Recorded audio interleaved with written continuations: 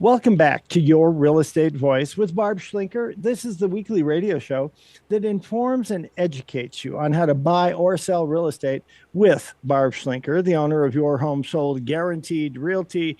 Barb, as the real estate market is moving to a more balanced market from a red hot seller's market that it was a year or so ago, what are some things that a home seller can do to make their home seem on trend and more attractive to home buyers? Trendy means a lot. What are the latest trends? It does. And I don't think anybody can be expected to keep up with all the trends. They change all the time.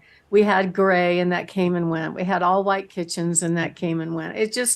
It's one of those things that you should design your home the way you like it and just be fine with it. But we do know that the average buyer will spend less than 57 seconds looking at a home online. So if they don't like what they see, they're going to move on very quickly.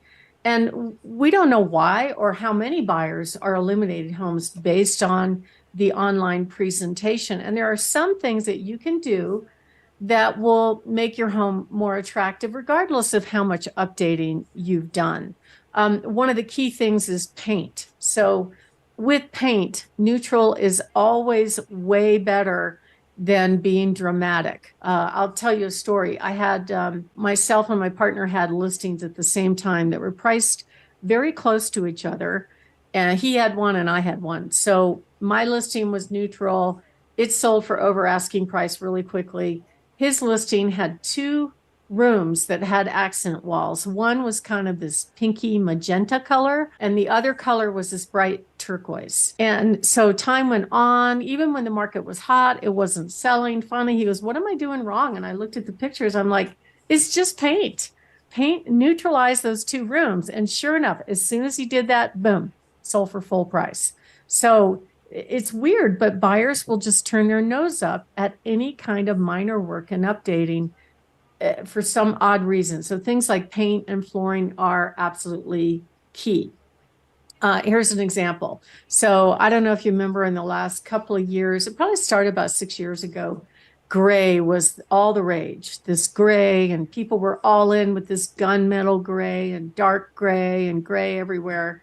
I've never liked gray, just so you know, it's not my thing. And it became very modern and stark.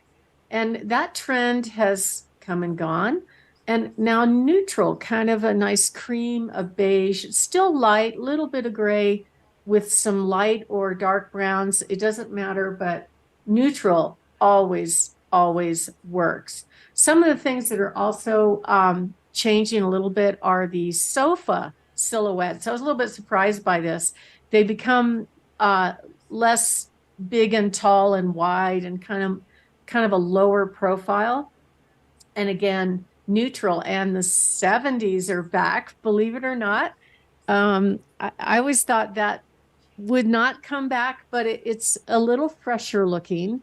So some treatments on the walls, but again, more leaning towards neutral, lower profile couches, that kind of thing. Here's another 70s thing that's coming back right now, which is this fluted looking wall paneling, which to me almost has like an Asian vibe, kind of, the paneling looks kind of Japanese to me for some reason. But I think paneling is nice if it's done well.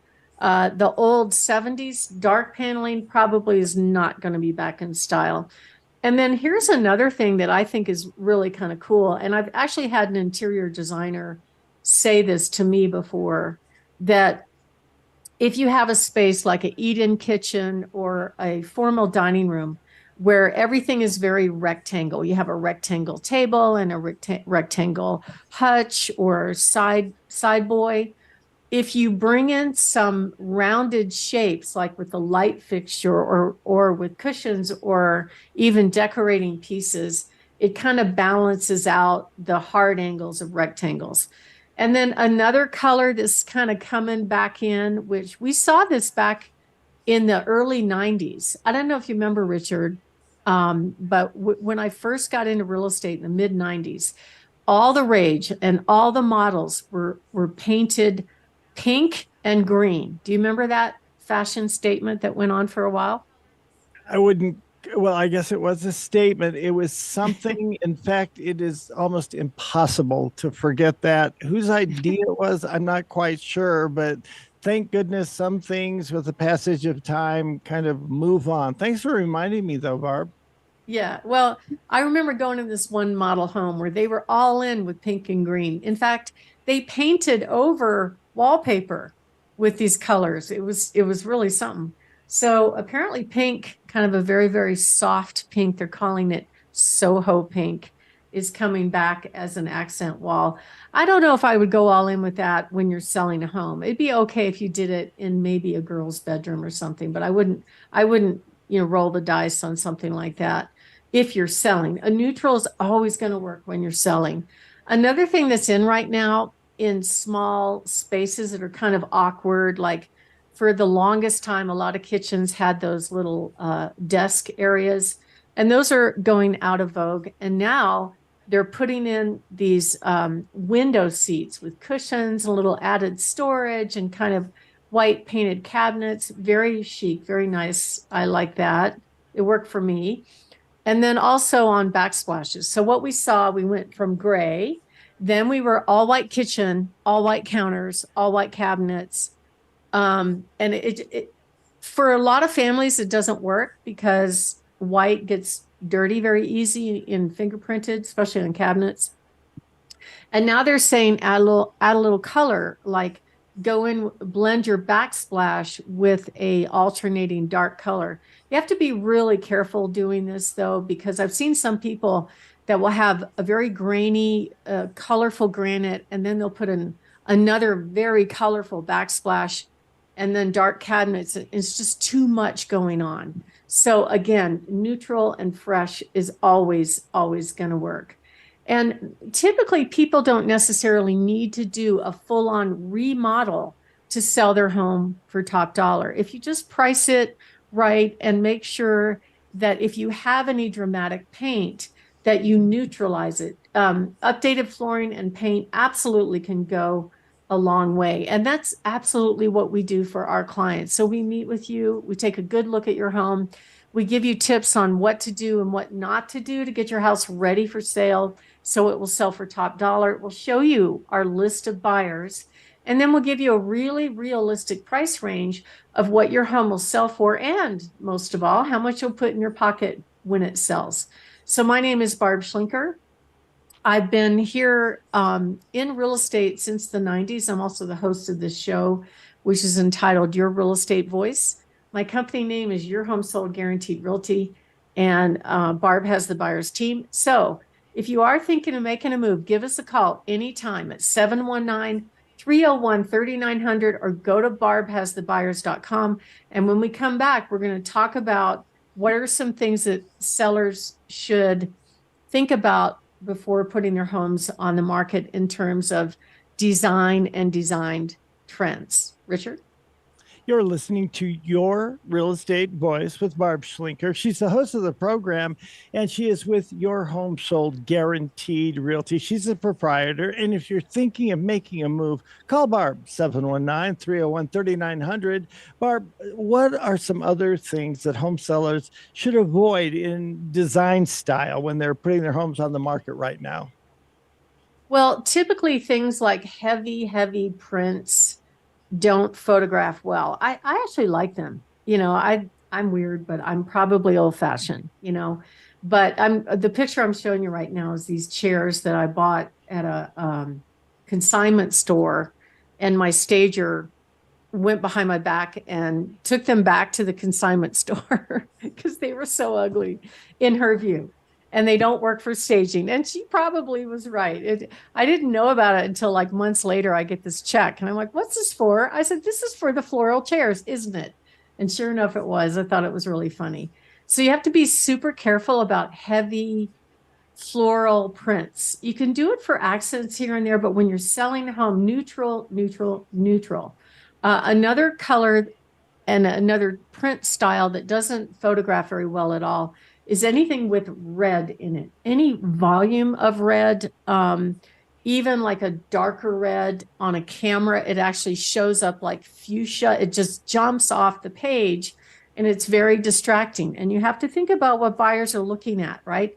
They're typically picking up their smartphone, they're looking for homes, and they're just swiping by pictures very quickly to figure out if they're going to spend their time and money for driving by your house first to see if they like it next before they make their next move. So you don't want to be eliminated online based on a very bright red accent wall or a bright red couch or something like that. The other thing that I see agents make this mistake all the time is they will photograph. Well, we have to use all the photographs. So just so you know, there's a lot of rules that we have to abide by with our listing service, or we get taken to the MLS police and get fined and stuff like that. So in my view, vacant rooms don't work for everybody. There are some people that can look at a vacant room and know exactly what they're going to do with that. But I think that's a smaller segment of the population. And to me, it takes a creative mindset to look at an empty room and go, oh, yeah, I know, I'm going to put my couch here. And it doesn't have the warmth and the love that it would if there was furniture in it. And so part of what we do is we can either real stage or virtually stage rooms so that the buyers can visualize themselves living there. Now, we can do it virtually. We still have to include the vacant photograph, but at least they can get an idea to see if they want to explore that home further. And that's very important. Another thing that absolutely does not photograph well is clutter. And most people live with clutter. I'm the first to admit, you should see my office right now. I'm going to clean it out this break, but who knows? But anyway, you live with clutter just because some people do, not everybody, but you live with clutter just because you get used to it and you don't think much about it. But when it comes to putting your house on the market, it's a different story. The buyers cannot get past the stuff. I have had buyers tell me, if I saw a marketing photo like that, I would not go even to see that home. It has nothing to do with the home itself, right? They're rejecting the home based on the owner's stuff that's in the home. So you have to be very, very careful and make sure that you actually make it look, some people say it doesn't even look lived in. Another thing that's very much out of style that I would correct would be faux paint. Now, if you just have one bathroom, a powder bath or something like that has faux paint, I wouldn't worry too much about it. But if you're all in with one of the major rooms, like a living room or a dining room, and you have this heavy painted faux design, it's very, very out of style. It looks very dated. I would take the time to paint it and neutralize it. Another thing that's out of style right now are oak cabinets. Now, a lot of people have oak cabinets. So oak cabinets are out of style, but you can do things with oak cabinets to make them look more attractive. Maybe just put hardware on it. Even I can do that, this girl that's afraid of tools, right? Or you could have it professionally painted, especially if you use that gel paint. It looks really, really nice. Also, the drop-down light fixtures are out of style in general. So in a nutshell, buyers typically don't want a remodel project. So getting it as move-in ready as possible is going to help you. My name is Barb Schlinker. If you would like to give us a call and get an in-home consultation, that's part of what we do. We even have a program where we help fund some of these repairs.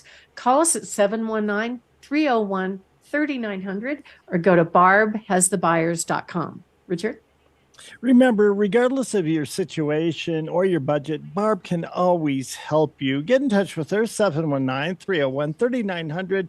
When we come back, we're going to be discussing how to stop a foreclosure, plus Barb's hot new listings. She doesn't want to miss those, and you certainly don't want to miss those. Stay tuned.